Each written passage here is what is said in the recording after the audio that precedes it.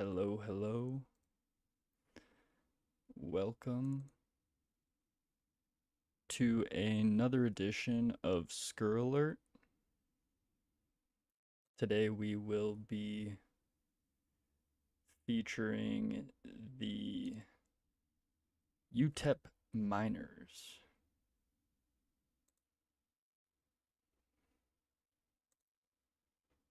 All right, that is a lot better. Okay, so first thing I wanted to do today was just give a little preview of UTEP, their coach Scotty Walden. The previous team he coached last year, Austin P.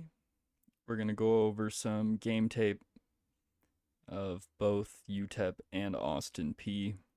We'll hear a little bit from Coach Scotty Walden on the quarterback race in El Paso. We'll go over position group mismatches, keys to the game, things I think you should watch for. I have some hot takes I will share with you. And then we're going to get into my prediction. Who do I think will win? What do I think the score will be? We'll get into all of that in good time. But first, let's jump in to a little bit of highlights from the 2023 season. First, we're going to take a look at Scotty Walden's previous team, Austin P. In this game, they are playing Tennessee, 9th ranked team in the nation. To open this up. On first down, setting up a quick pass, and that pass is caught by Kenny Odom, and he's going to get Now, tackled Tennessee's for the a loss 9th by ranked Aaron team in the Beasley. nation. It's going to be kept by the quarterback. DeLillo, Look at that, DeLillo first quarter. has some room. Should have kept running. All the way down inside the Overthought it. 25-yard Should have kept line. running.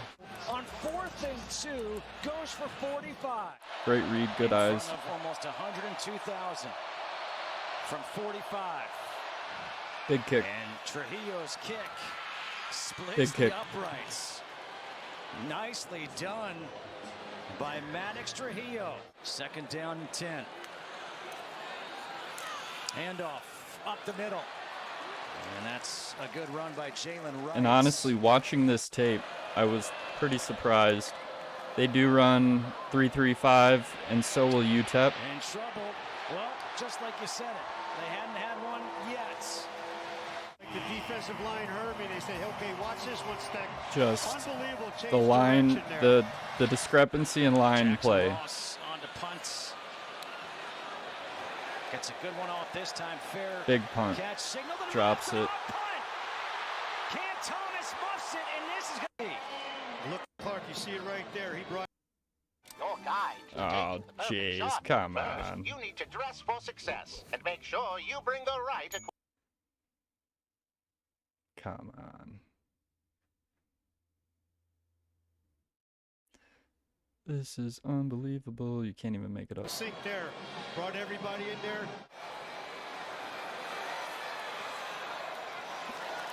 So And we are all tied. they hold it real close Play clock for down about to 1. 3/4. DeLillo just gets it off. Pressure coming. Again, and he gets sacked by look at that Aaron blitz. Beasley. Look, show the oh, you're not going to show that replay? Okay. DeLillo trying to set up the screen. Now that He is does just, for Shackelford, and Shackelford gets I tripped get it up in the at screenplay, the line gives up, but 16. another big boot. And Maddox Trujillo Right is down the 2 middle. for 2 on the day. Scotty Walden running out. Hand off Showing to some Small. passion. Small splits the gap. Here he goes. I mean, Tackled at the 25. what did you by really Severius expect? Doss. Hey, here on that long run, what you got here is their right tackle is going to pull. Left tackle coming up. He's going to pull, make the trap. Running back's going to come and hit the gap right there. Yeah. Comes across. I mean, Boom, look at the linebacker. size He difference. hits the seam. There's no post help. The difference And now it's a between foot Power race. 4 and a team that was FCS, sorry.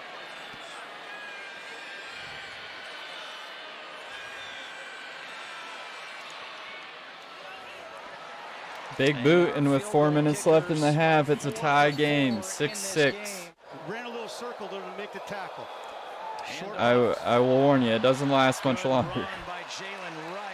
I mean, these big old boys from Tennessee just start to absolutely wear down Austin Peay.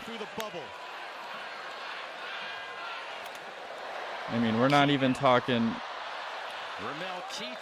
real big plays, but they move the ball well. 9 more. 1st and 10 from the 21. Milton setting up the screen for Squirrel White. White to the outside. And we've got a couple of flags. These little chunk plays keep on going. Where he likes the ball, throw the ball to his left. Milton. This is where things start to get out of hand. With 16 seconds left in the first half, Tennessee takes the first lead of the game. So right away, Scotty Walden's team, whether they're mismatched or not, they're not going to give up. They're not going to stop fighting. They're going to try to punch you in the mouth. That's exactly what we learned that first half. And he comes into the end zone scot-free.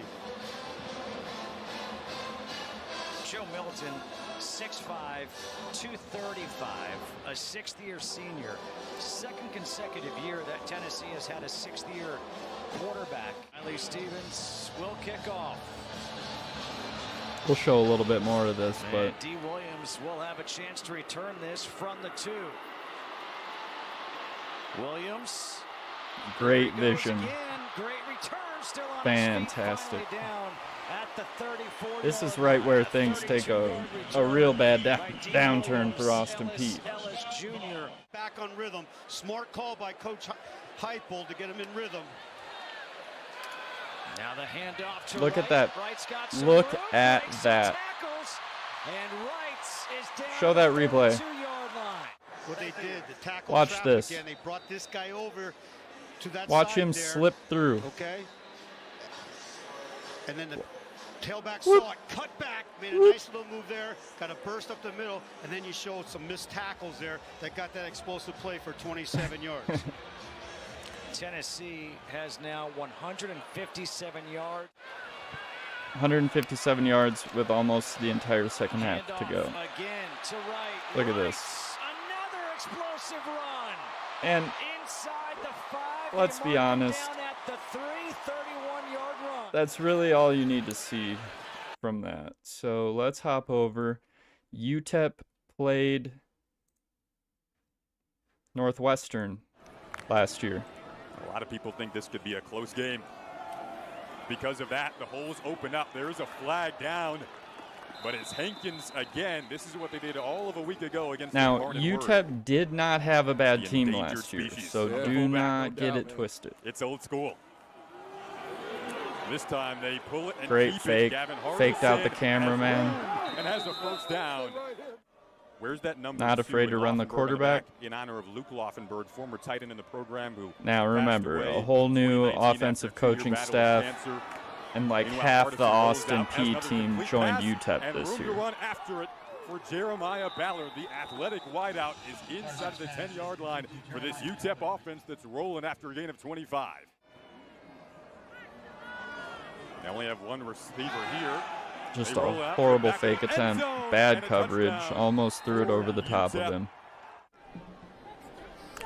So that advances Northwestern well into UTEP territory on this opening offensive drive. Crease was able to be And creative here for comes A.J. Northwestern. Bennett, who they can use in a lot of different ways. They want to get him more touches. That's one of the ways we'll see him out there. Rutgers Wildcat. defender got away from them. They're maintaining blocks more effectively today. Now keeping it here is Bryant and finding the end zone. Something you'll see throughout this Jack tape. Louse. Speed differential. Hardison back to the air, found a spot, squeezed it into a tight Good window. pass.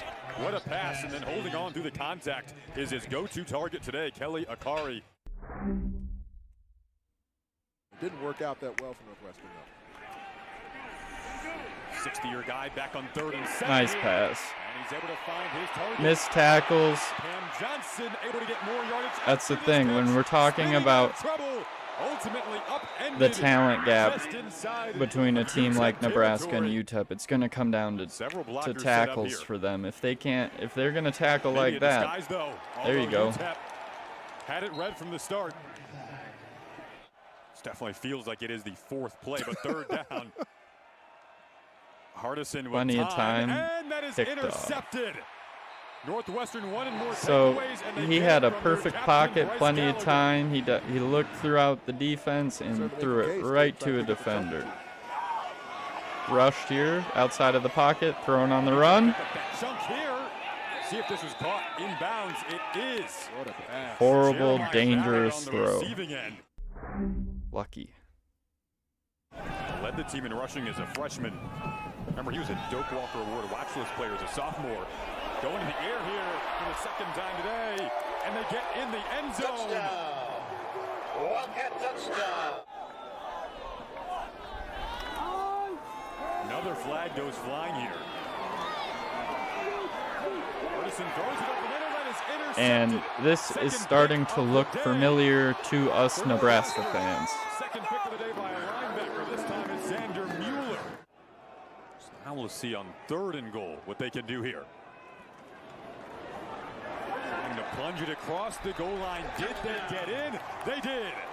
So very quickly, Northwestern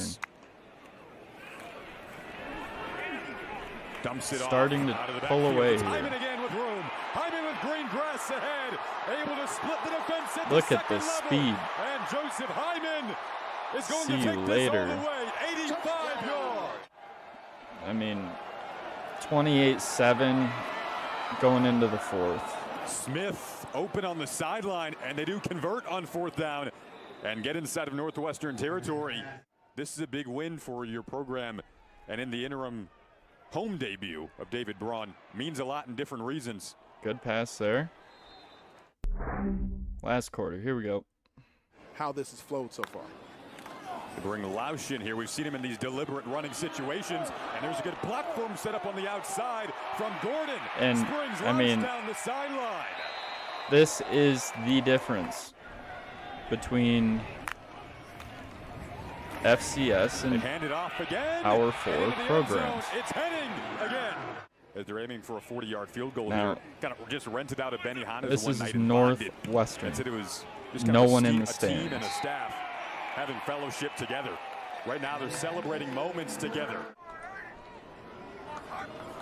And they were the ones that only scored 7 points a week ago, trying to flip that script today. Oh, it's right on cue. Another interception for this defense.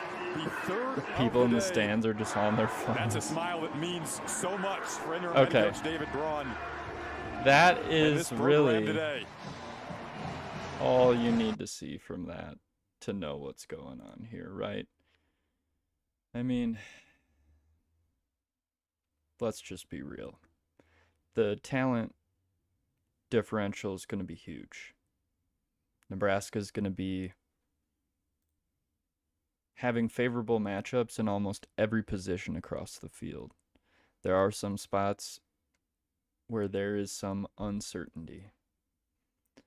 One of those, in my opinion, being the running back room. They also threw the ball a lot better than Nebraska last year. Their starting quarterback had a QB rating of 130 and some change.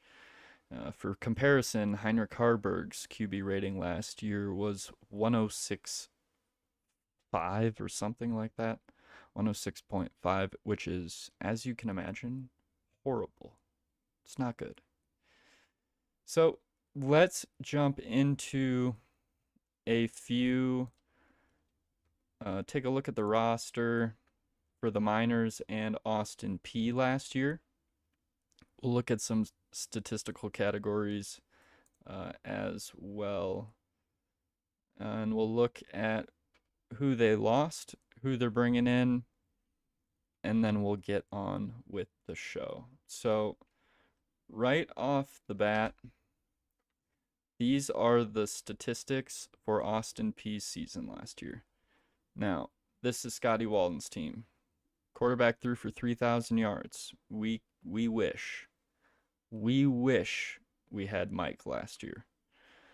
Also, big time running back, ran for 13, almost 1,400 yards.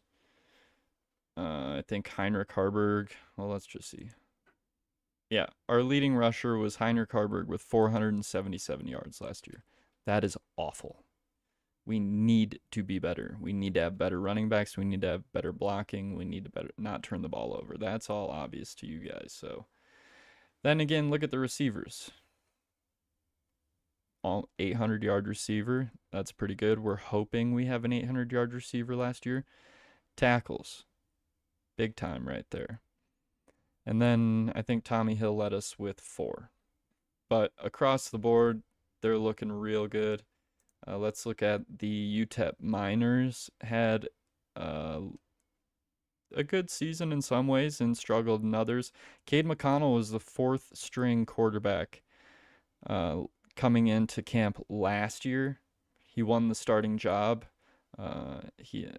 Gavin Hardison, I believe, was their starter last year for a few games, and then Cade McConnell took over.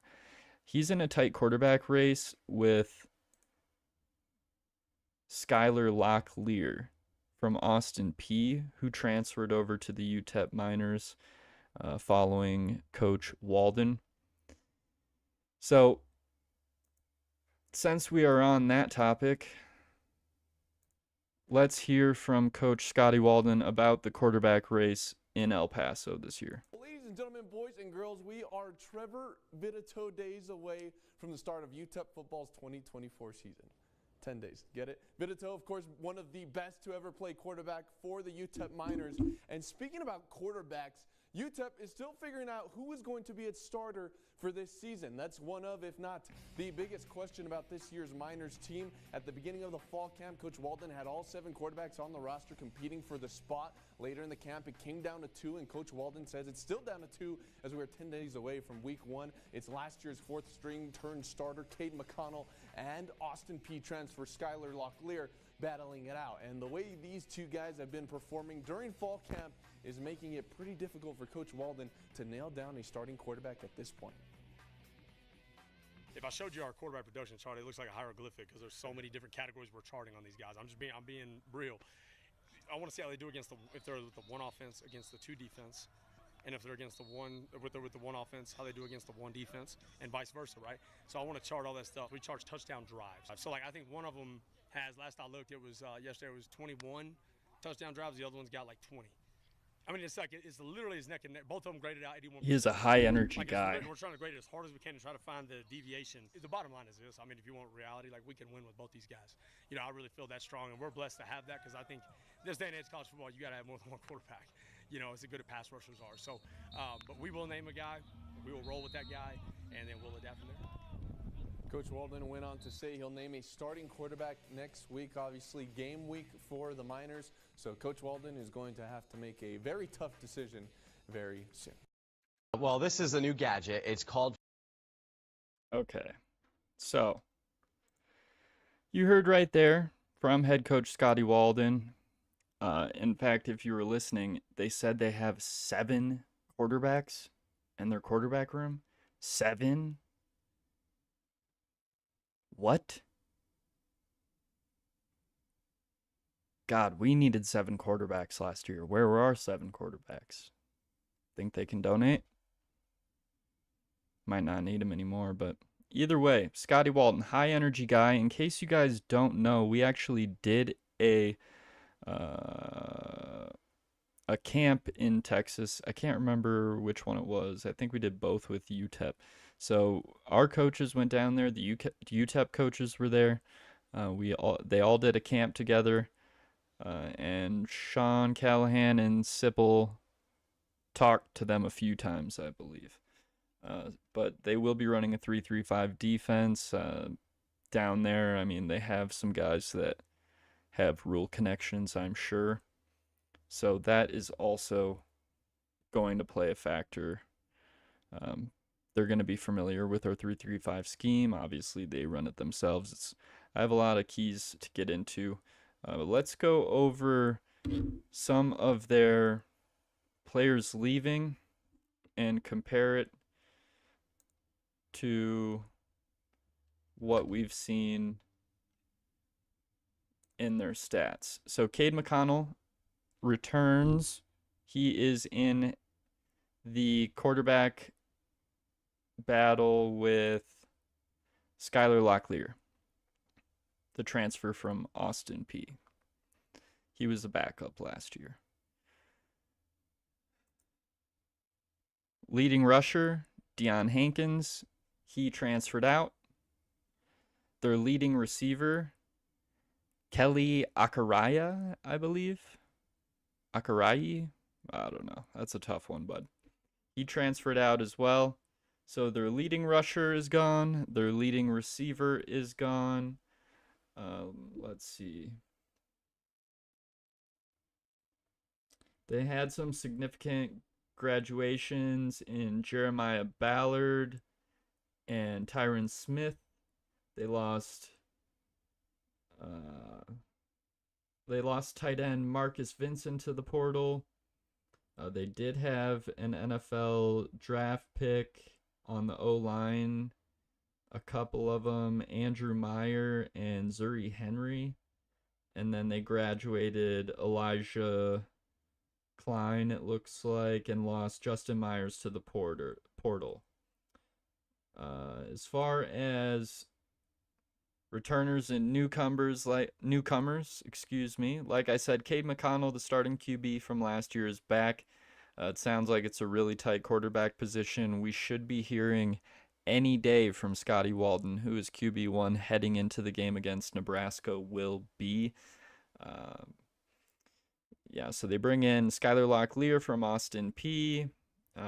Their backup running back, Azell Jolly, returns, and they picked up Javon Jackson and Calvin Hill in the portal.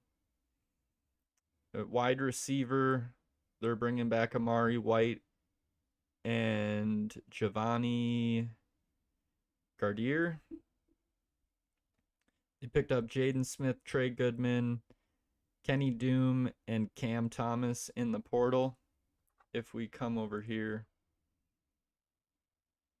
to, those were receivers. Trey Goodman, Austin P. Kenny Odom, Austin P. Cam Thomas, Austin P. So 3 people all from Austin P. Nothing too impressive coming in for the Miners, although statistically they had a pretty good season over at Austin P. As far as, here's the roster. As far as freshmen, they brought in a freshman tight end, Martavius Collins. The offensive line brings back Ivan Escobar, Otis Pitts, Joseph Immediato, Azizi Henry. Sorry for butchering the names, but Isaiah Wright and Brennan Smith joined them from the portal. I am assuming those are Austin P players as well. Okay, so that's the roster. As far as things go on the Huskers side of the ball, I think it favors us pretty well. I have us favored on the offensive and defensive lines. I think that's going to be one of the most important things in this game. Obviously, at quarterback, I think we have the advantage there as well. I mean, Cade McConnell only threw for 1,300 yards last year, and Skylar Locklear was a backup. So I'm not really too concerned. In Lincoln, in front of 90,000, they are going to feel it. The running back room, I'm not quite as convinced. I mean, our leading rusher was our quarterback last year. I'm not sure how we can be so certain and so concrete with the running backs are going to be good. Sure, they look good. Are we going to have production that matches the looks? You can't have all bark, no bite. You got to have some bite. So what's going to happen there? As far as athletes go, I still think we have the advantage. I think that's pretty clear. All across the board, I'm going to give us the advantage. Wide receiver is another spot that I'm a little uncertain at as to how big of an advantage we actually have, but I think time will tell with that, right? We have a lot of new people coming in. We're not 100% sure. We got to see on-field production before we make any more assumptions as to talent level. Tight end room, I think we definitely have it. We have one of the best tight ends in the country in Thomas Fidone. He's definitely going to go pro if he has a big season this year, so that's no question. D-back, I also like our odds, our matchup there. I think Tommy Hill, depending on who we play on the other side, Hartzog next to Tommy. Yeah, we'll see who they play across from him.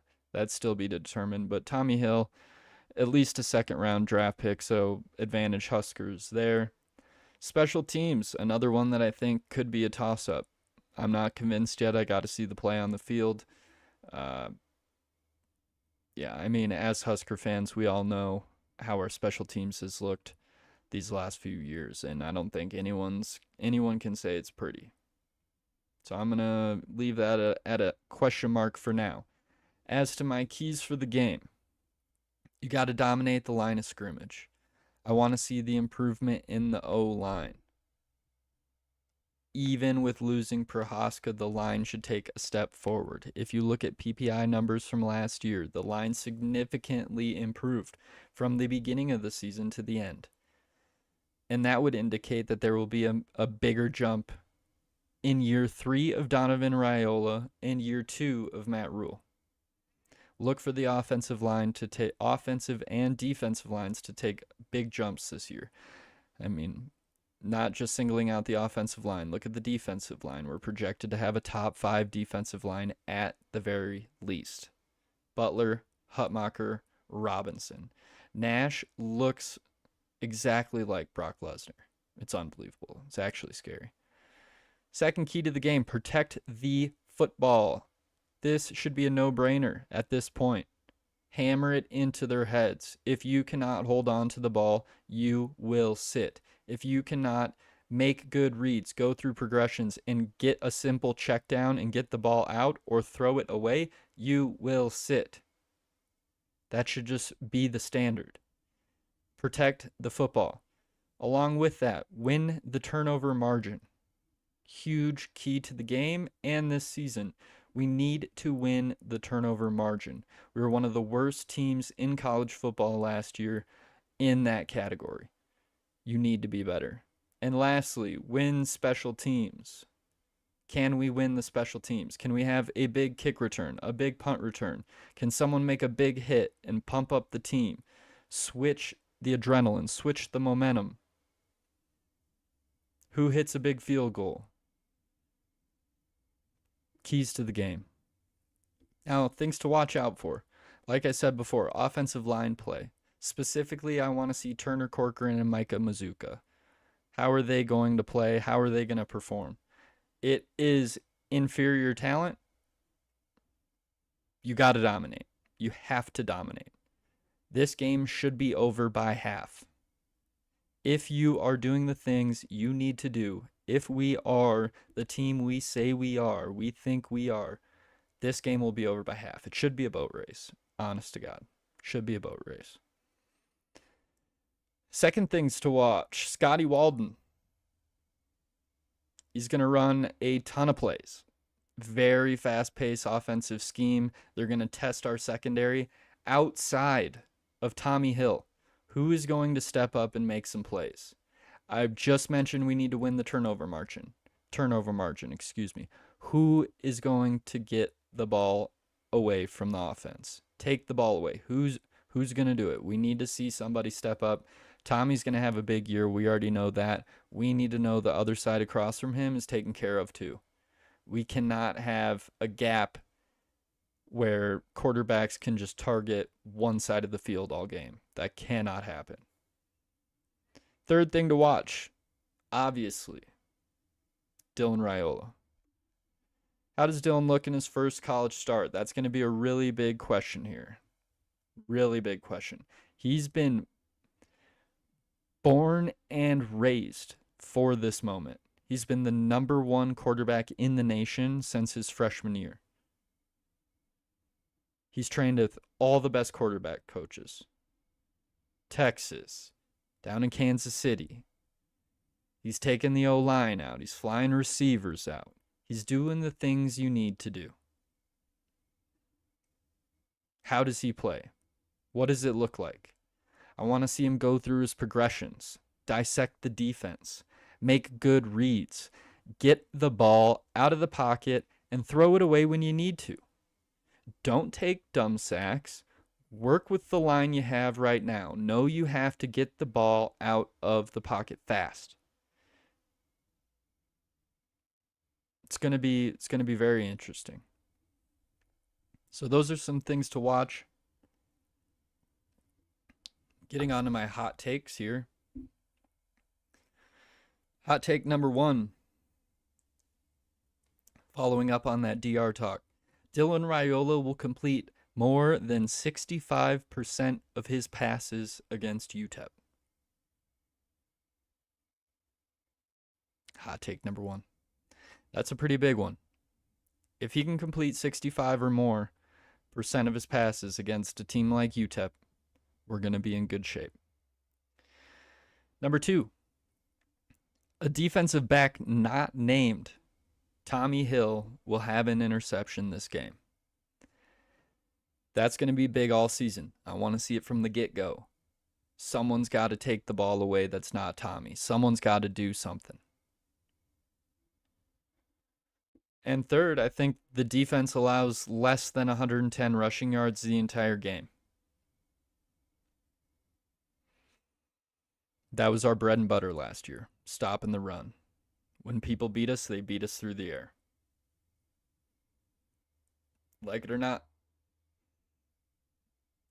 So, against a lesser opponent, do what you were doing against Big Ten teams. You should be keeping them under 110 rushing yards a game. I would love to say under 100 yards, but let's just wait and see. All right. Now getting into my predictions here. I think we dominate from start to finish. Dylan Raiola, I have him throwing for more than 65% of his passes. Completing, excuse me. I think it's a boat race at halftime. Way too much talent for UTEP to deal with. They're not going to be able to handle it. I got us winning 38-10. And I think that's that's a lot of points for a first game. Redshirt freshman, not even true freshman quarterback. 38's a lot. Looking in front of me, I have 41 written down, and I was like, no way. 38. And I still am thinking that's a lot now.